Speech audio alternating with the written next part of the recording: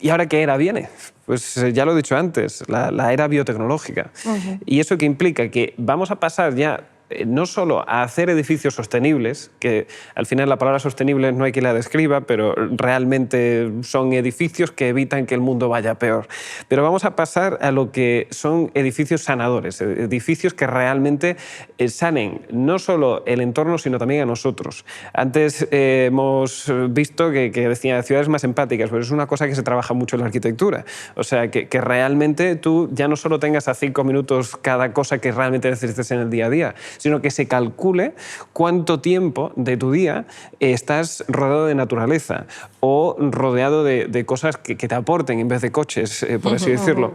Este tipo de cosas cada vez se están trabajando más y en la ciudad del futuro va a ser una ciudad donde te despiertes, camines por las calles, la energía se genere de la propia tierra, sepas que las farolas que tienes alrededor se están alimentando de esa misma. Las farolas ya no serán ni siquiera altas, serán cosas pequeñitas apuntando al suelo para poder ver el cielo estrellado de noche.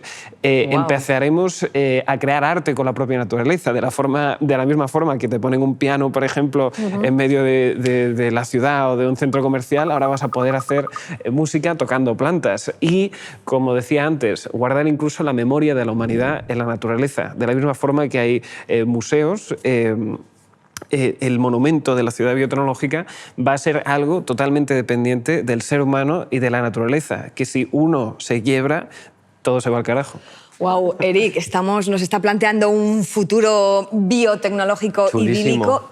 ¿Qué errores hemos aprendido de este presente para poder conseguir un futuro como el que él describe? O sea, yo primero de todo tengo que decir que ojalá lo que has descrito sea realidad. Y no he descrito ni la mitad de cosas, ¿eh? Imagínate plantas bioluminiscentes igual y más cosas. Eres demasiado optimista. Yo es que sí suelo ser más pesimista. Entonces yo me fijo, como tú dices, Mónica, en los errores. Entonces lo que hemos aprendido sobre todo es que no podemos poner coches en todos lados, que eso solo nos lleva a un colapso, que no podemos construirlo todo con hormigón, que necesitamos sobre todo como pavimento permeable, o sea, que cuando llueve el agua no se quede estancada, sino que baje para el subsuelo. Esto, por ejemplo, en Barcelona se está implementando y además es una de las ciudades que más está afectada por la sequía, ¿no? Entonces esto es importante. Y sobre todo hemos aprendido a reutilizar los materiales en la construcción, que es algo que también tenemos que tener en cuenta. Por ejemplo, si pensásemos que el cemento es un país, sería el segundo país más contaminante del mundo. Y esto tenemos que tenerlo muy en cuenta, sobre todo cuando construyáis el futuro, que no todo sea de cemento, que sea cemento reciclado, y si podéis hacerlo de madera, te lo voy a agradecer un montón, Pablo. Y los cementos que ahora estamos trabajando son mucho más chulos, porque son cementos vivos, es decir, que se autorregeneran. Tienen microorganismos dentro que al final y se le ponen pellets dentro del propio cemento para que cada vez que se hace una grieta y entra algo de agua, aunque sea humedad, se activan y empiezan a cubrir ese cemento. Pero yo tengo una pregunta, por ejemplo, ¿cómo llegan estos cementos a la...? Porque el novio de mi madre es albañil y el cemento que usa es el cemento que yo he conocido toda la vida, tal. ¿Cómo hacemos para que llegue a las personas todo esto que es bio? Ya estamos en ello. Es mejor. De hecho, ya estamos haciendo edificios así. Y tampoco es que lo hagamos solo nosotros. Nosotros estamos creando una red de un montón de empresas que ya hacen edificios. Les estamos dando todas las herramientas para que ellos mismos las hagan. ¿Y saldrá más caro? Porque, claro, una cosa es el desconocimiento, o sea, hay que visibilizar que hay otras formas de construir, pero también a nivel económico, que siempre parece que lo sostenible y lo eco siempre lo relacionamos con caro. Exacto. Pues mira, de lo que hacemos nosotros, lo más chulo es que en un año ya recuperas la diferencia con respecto a una implementación estándar, por ejemplo, de un parque, de un jardín, o de lo que hemos dicho, una fachada biotecnológica, incluyendo el tema del cemento y tal. En un año recuperas la diferencia, pero en una media de 7 años, a veces es menos, recuperas la inversión total. Es decir, como os decía antes, por una vez estamos haciendo que la naturaleza juegue un papel fundamental, que es literalmente hacer que las zonas verdes nos den dinero en entornos urbanos. Pero no todo es ponderable con el dinero. También nos tienen que dar, como decías, salud, felicidad e inclusión. Y a mí me preocupa un poco el uso del cemento de forma categórica, porque sí que es verdad que yo defiendo que el cambio de modelo tiene que ser paradigmático. Total. O sea, tenemos que construir con materiales que no sean duraderos para siempre, pero que sí que nos den esa resistencia para los rascacielos. Y a mí me llama mucho la atención porque cuando pensamos en ciudades del futuro solemos pensar en árboles de encima de azoteas de rascacielos. Igual los rascacielos no son el mejor modelo para replicar, porque al final lo que necesitamos son ciudades más humanas y eso no lo conseguimos con rascacielos de 300 metros de altura, por muy chulo que sea hacerle la fotito a el rascacielos más alto de Europa. Entonces también el cambio de modelo paradigmático de las ciudades tiene que cambiar para que seamos, bueno, para que nuestra especie continúe viviendo unos añitos de más. Lo que pasa es que, Total. claro, está en las ciudades congestionadas no solo de coches, sino de personas, y por eso la edificación también es vertical, claro, y se está despoblando. Pues bueno, en este caso la España vaciada. Claro, la redistribución también tendrá que ser de la sociedad si queremos estar en verde, o es posible hacer ciudades muy habitadas sostenibles. Espera, es que ya habéis soltado tantas cosas que Venga. tengo que tocarlas todas.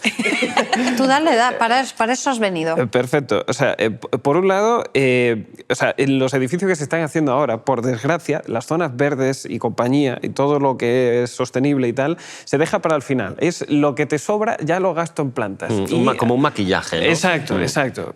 Y por eso la parte económica es súper importante, por mucho que nos pese, pero es que es así. Luego, a nivel de materiales, nosotros, por ejemplo, estamos trabajando con muchos otros. Estamos trabajando con micelio, estamos trabajando con madera, o sea, ahora ya se están haciendo rascacielos con madera. También hay maderas que son maderas invisibles, o sea, perdón, invisibles, transparentes, es diferente. Pero estas son cosas que literal jamás te las habrías podido imaginar y ya son cosas que son... ¿Maderas transparentes? Maderas transparentes, está chulísimo. Pero también las maderas que se están haciendo para los rascacielos son más resistentes que el propio acero.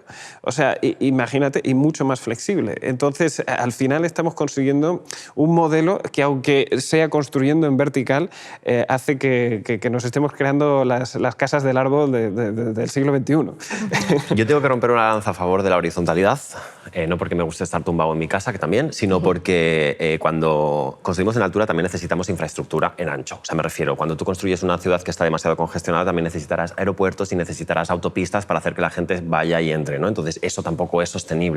O sea, hay cierta altura a la que el humano deja de ser humano, deja de ser social y necesitamos espacios abiertos, necesitamos espacios horizontales. Igual yo es que soy demasiado utópico, pero me gusta defender que el modelo ya no es el rascacielos que llega hacia el infinito de 1 kilómetro de altura, sino esa horizontalidad en la que tú puedes ver una escala más humana, que yo creo que es lo que nos hace sentir más felices. Totalmente. Hace unos meses pasó lo de Valencia. Con el tema de los edificios, que fue como que se propagó más por los materiales de lo que estaban hechos los edificios. ¿Cómo habéis visto esto y qué se tiene que mejorar para que esto no ocurra? Ostras, yo lo viví de cerca además porque Claro. desde mi oficina lo veía. Entonces estábamos trabajando y fue como bastante loco. Pero sí que es verdad que al final los sistemas de seguridad que tenemos en este país son maravillosos. Tenemos que romper una lanza a favor de los bomberos y de la policía. Pero toda innovación siempre trae sus riesgos. Entonces también tenemos que tener en cuenta que ese edificio corresponde a la burbuja inmobiliaria de antes de la crisis de 2008, en las que las cosas se hacían a lo grande y la calidad no era tan importante como la cantidad. Eso es totalmente así, además. O sea, porque ahora eso no se haría de la misma forma. En Londres, por ejemplo, desmantelaron edificios enteros solo porque tenían ese mismo tipo de... Bueno, de hecho, el incendio que hubo en Londres, que además se llevó mucho más fallecidos, Claro. También es que prendió como... Claro, en Londres aprendieron igual que aquí, o sea... Sí, con un incendio en el que hubo un centenar de fallecidos. Claro. Entonces, claro, al final detectaron que efectivamente si se dan ciertas condiciones... Y ahora la pregunta es, ¿se va a hacer aquí lo mismo que se hizo en Londres? Es decir, ver otros edificios que lo tengan y Sí, de hecho cambiarlos. hay otro en Mislata que iban a estudiarlo porque, claro, no sabían si eran solamente por el material, sino también por el aislante, ¿no? Entonces, a ver... Hay muchas posibles causas. Claro. De todos modos, sí que es a nivel arquitectónico muy fácil de evitar una cosa así, porque Sí. eso no es un incendio normal.